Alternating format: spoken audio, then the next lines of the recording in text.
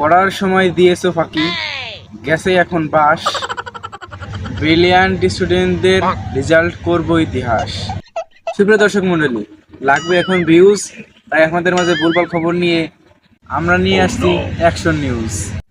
আমরা এখন একজন ব্রিলিয়ান্ট স্টুডেন্টের কাছে যাব, তার রেজাল্ট এত ভালো হইলো কেমবালে এইটাই জিজ্ঞেস করার জন্য। চলেন।